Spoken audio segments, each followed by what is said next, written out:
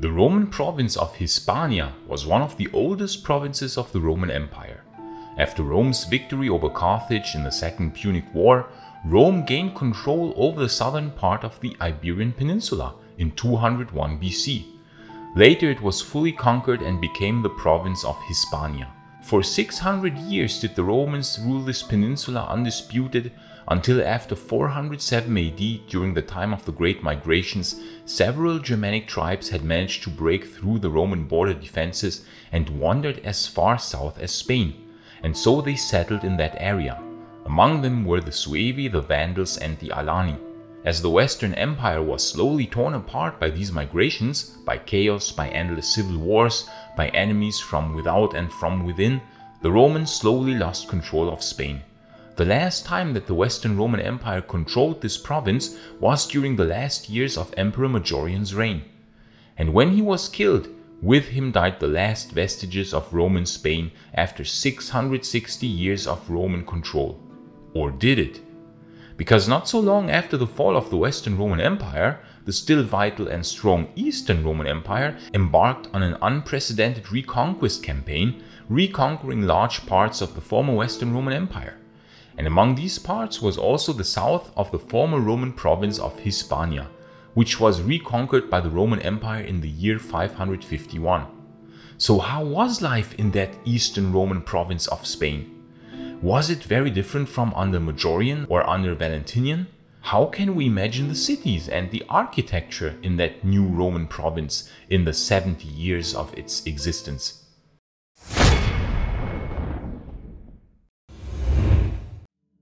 It was in the glory days of the Eastern Roman Empire, which some call the Byzantine Empire, but I disagree, because I personally wouldn't call the Eastern Roman Empire of the 6th century already the Byzantine Empire. The Emperor Justinian was still a native Latin speaker, his best general Belisarius as well, and so were many other high functionaries of that still very Roman Empire. Yes, it was predominantly Greek speaking, however the culture had not yet diverged a lot from the former Western Roman Empire since it had fallen, and this would come later, from the mid-7th century onwards. That is, in my opinion, when we can start talking more about a Byzantine Empire. You can watch this video here if you want to know why even then I don't very much like the term. Anyway, so let us get back to the glory days of this again growing Roman Empire. Yes, it had lost its western provinces in the late 5th century, the last vestiges of which fell in 486. But after the year 533, it was growing and expanding again. The Vandal kingdom of Africa had been reconquered in 534, and along with it, its island possessions in the Mediterranean, Corsica, Sardinia, and the Balearic Islands. In 540, the Ostrogothic kingdom was almost reconquered, and Belisarius had captured their capital Ravenna. By 554 it fell for good and was completely annexed by the resurging Roman Empire under Eastern Roman rule. And so it was a stroke of luck for the Romans that exactly in those years there was a series of revolts in Visigothic-ruled Spain. That former Roman province had been under rule of the Visigoths since the death of Emperor Majorian in 461. The Visigoths were Arian Christians, and the native Roman population of those lands were Chalcedonian Christians. Naturally, this often resulted in tensions, and in 550 this resulted in widespread rebellions in several cities of Visigothic Spain. According to Isidore of Seville, one called Athanagild rebelled against the Visigothic king Aguila in order to make himself king. And Athanagild thus, at least that is what Isidore wrote, asked the Eastern Roman Empire for help against Aguila. And swiftly Justinian saw the chance that was opening up and sent a fleet. It is often said that Petrus Marcellinus Felix Liberius was the commander of this expedition, but he was around 85 or 86 years old by that time, so this is very doubtful. Also, Procopius of Caesarea wrote that Liberius was actually in Constantinople during that time, so I really doubt that Liberius led this invasion, but of course we cannot know for sure. Maybe old Liberius was indeed leading this expedition, which would make him pretty badass, and certainly one of the oldest successful military commanders in history. He's also an interesting character who was actually born in the then still existing Western Roman Empire and a native Latin speaker. That is why, again, it doesn't make sense to already call these Eastern Romans Byzantines. If Liberius was leading the expedition, the Romans landed no later than 550, but if not, then 552 is a possible landing date. The Romans, together with Athanagil's rebellious Visigoths, then managed to capture a large part of southern Spain in the course of 2 to 3 years. Athanagil soon realized, though, that he had been a pawn of Constantinople, and so the Romans refused to hand back the captured territory to the Visigoths. The exact extent of the captured territory is still debated, but probably included large parts of the former Roman Baetica and Carthaginensis. Carthago Nova was certainly part of this new province, as was Corduba, and for a while possibly even Hispalis. The province was not named Hispania as the old Roman one, but Spania, and thus was a part of Spain, after an interruption of about 90 years, again part of the Roman Empire. But how was life in this Eastern Roman Spain as compared to previous Western Roman Hispania? And if you are a Rome nerd like me, and chances are pretty high that you are if you are watching this video, then you might be interested in the incredible rings and other Roman accessories which the SPQR Shop is building. They make legionary rings, they make rings with different themes, they even make coin replicas, statues, pendants, attributes and terracottas. And the most incredible thing is that they handcraft every single piece. That's right, this is really high quality handcrafted material.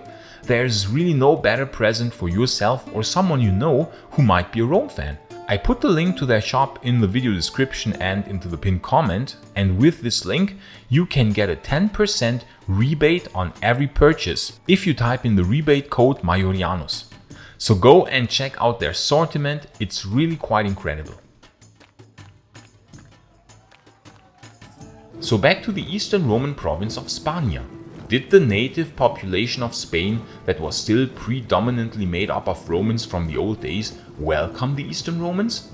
Well, in religious matters, we can assume that yes. The Chalcedonian Christian Romans of Spain were certainly on better terms with a very similar Eastern Roman Christian creed than with the Arians, which was regarded by most of the Chalcedonians as a heresy. Then we should not forget that even in the 550s, the Romans of Spania and other parts of former Hispania were still speaking Latin. The Visigoths actually adopted the Latin language, and Latin did change but slowly over the course of the decades. It only started diverging noticeably later. And since many of the Eastern Romans were also still native Latin speakers, as the examples of Justinian, Belisarius or even Liberius show, we can assume that Eastern Roman rule must have been welcomed by many, but of course also opposed by some, especially by Visigothic loyalists. And this province of Spania would last for about 70 years, almost an entire human lifespan. So apart from the language and religion, how was life in Spania back then? Well, for one, the cities of that time were still overwhelmingly Roman looking. Now sure, many of the old Roman aqueducts, fora, amphitheaters or temples had slowly started to fall into ruin. But in many parts they were still maintained, as the resources would allow, especially aqueducts, since they were vital for supplying the population of the cities with water and were hence an important lifeline. Naturally, amphitheaters were not in frequent use anymore, and hence, when they fell into ruin, be it because of an earthquake or simply just from neglect, their stones were most often reused as building material for new churches. The same of course goes for the old Greco-Roman temples. Some of them were converted into churches. The most famous such example is of course the Pantheon in Rome, and this is a practice that was actually quite common. But some other temples, through more than a century of neglect, might have already shown signs of old age. Those that were beyond repair were also reused for the building of new churches or houses. So while in the year 400 AD the city of Carthago Nova would have still looked very classical Roman, some 150 years later, in this Eastern Roman province of Spania, Carthago Nova would have appeared more Christian looking. You would have seen less temples, still some but not as many, and many more churches than in 400 AD.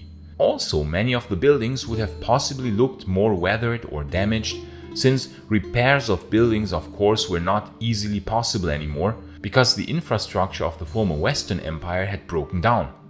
It was much easier to reuse local stones than bring them from far away quarries, such as regularly had happened when the empire was still in its heyday. And of course, as you can imagine, the Eastern Romans also added some of their own buildings, and they were most famous for their splendid mosaics and what we would now call Byzantine architecture, which was already emerging in that time. We can find many so-called baptismals, that are baptism pools, which were very often wonderfully adorned with splendorous mosaics of very high craftsmanship. The Eastern Roman settlement of Son Pereto on the island of Mallorca gives a good impression of how these Eastern Roman cities might have looked in that time. So after some decades of Eastern Roman rule, the cities of Spania might have already looked more Byzantine, with many architectural elements and churches built in that style. And yet, fascinatingly, still we would see an old Greco-Roman temple here and there, although of course in another function, as a church or as a storage space, or rededicated for some other purpose. This can be seen impressively, for instance, in the old northern African city of Duga. It is still very well preserved, even the old Capitolium, and we can see that the old central temple was not torn down when it was recaptured by the Eastern Roman Empire, but was left standing and incorporated into a fortification wall, which was built by the Eastern Romans. We can assume that this also happened in Spania. Spania itself was not governed by an exarch like Africa or Italy, but by a magister militum who was possibly under direct command of the exarch of Africa. And indeed, we could say that one big goal of Spania was to keep the Visigoths from setting over to Africa and repeat what the Vandals had done over a century earlier. We could actually even call Spania a bulwark in the far western reaches of the empire against the Visigoths. The Eastern Romans really had learned the lessons from the mistake of the Western Roman Empire. There was a very close connection between Spania and Mauretania Tingitana. An oil lamp from Spania was discovered together with some amphorae that were very close in style to what you would find in Mauretania. Cartagena was excavated in recent decades by archaeologists, and for instance a housing complex from Eastern Roman times was discovered, which was most likely built for Eastern Roman soldiers who were stationed as a local garrison. In the 570s already, the Visigoths started an offensive and captured the northern cities of Spania, but even in those days there were still Bacaudai rebels who lived in a buffer zone between Roman Spania and the Visigothic territory. Hence, the Visigoths were hindered in their expansion, and thus the Romans were able to defend themselves. In the late 500s, under the rule of King Recared, the Romans even went on the offensive again when the Emperor Mauritius, also known as Maurice, reigned at Constantinople. And we could say that the beginning of the end for Spania came in 602, as came the end for so many other parts of the Roman Empire. Indeed, we could call the year 602 a turning point in Roman history, on par with the treachery against the Western Emperor Majorian, or on par with the defeat at Adrianople in 378 in its sheer scope and magnitude. The Majorian of those times was the Emperor Maurice, and he would be the last Roman emperor to campaign across the Danube River in the former province of Dacia, like Emperor Trajan himself 500 years earlier. He had pushed the savage Avars back across the Danube from whence they had come. It was also he who had established the Exarchate of Africa and of Italy, marking the first real effort of stopping the Lombard advance in Italy. Indeed, he was a really good emperor, and I will certainly make a detailed video about him. But then, like the brutal treachery of Majorian in 461, he too was brutally betrayed by one called Phocas in the year 602. And his fate might have been even worse than Majorian's, because Phocas even executed Maurice's children, and it is said that he even forced Maurice to watch them being executed.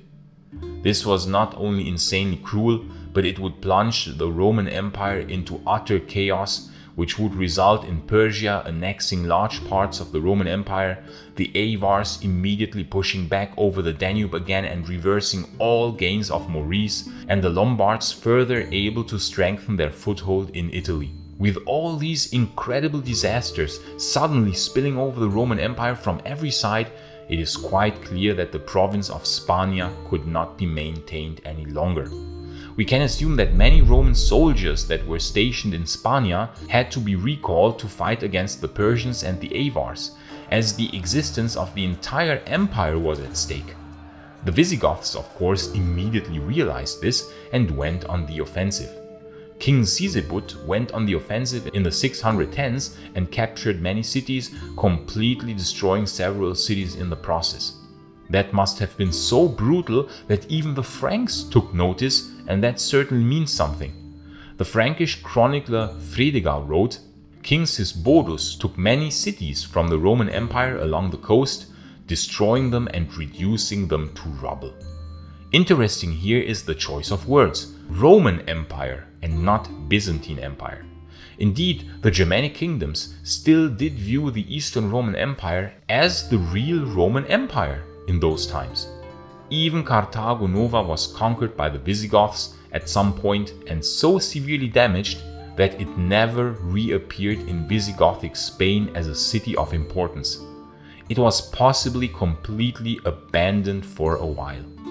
In 621, the Romans still held a few towns along the coastline, but by 624 even they had then been captured.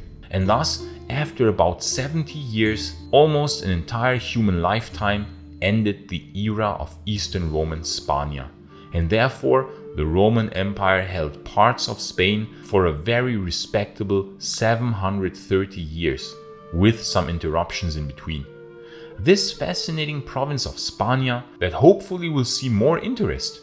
And hopefully, through still ongoing archaeological excavations, we will still find some fascinating artifacts from this interesting but too short era of Eastern Roman Spain.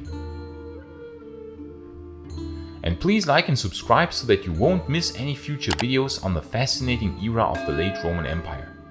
And please consider supporting my work on Patreon or via a YouTube membership, because the long-term sustainability of this channel really depends on your support. This channel would not work without our amazing Patreon and YouTube members, and I want to thank each and everyone who is supporting this channel in any way. Gratias tibiago, amici. And if you want to learn more about how the Roman Empire defeated the Vandal Kingdom, you can watch this video in the upper right corner. But if you want to learn about how the Eastern Romans defeated the Ostrogoths, you can watch the other video in the lower right corner. I say thanks again to all friends of Roman history, gratias tibiago and bene valete.